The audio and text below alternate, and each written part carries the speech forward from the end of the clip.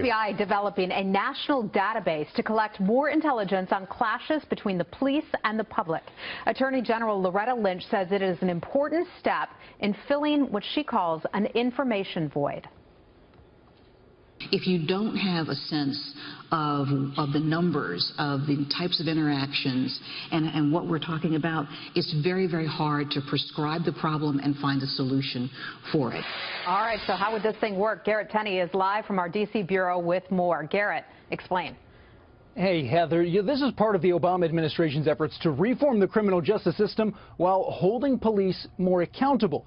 Starting early next year, the FBI is planning to collect data on police interactions with the public nationwide and more specifically on the use of force. At first, this pilot program will collect data from federal agencies such as the FBI and the DEA.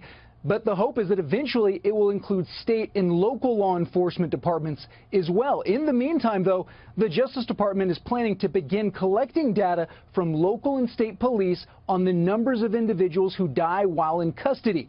Attorney General Loretta Lynch announced the plan last night at Georgetown University and said the Justice Department is also asking police officials to voluntarily report other data on non-lethal encounters as well. When it comes to non-lethal use of force, the things that can really have just as corrosive an effect, there's no statute requiring the collection of that data. So we've spent a lot of time through the FBI working with local law enforcement and tribal law enforcement, I would say, to come up with national consistent standards. Right now, though, it is completely up to individual police departments to decide what they report beyond those who die in custody. And even then, this new plan doesn't lay out any clear consequences for failing to do that. In a letter to the Justice Department, a group of 96 organizations headed by the ACLU writes, the financial penalty is critical to successful implementation of Deaths in Custody Reporting Act, as voluntary reporting programs on police community encounters have failed.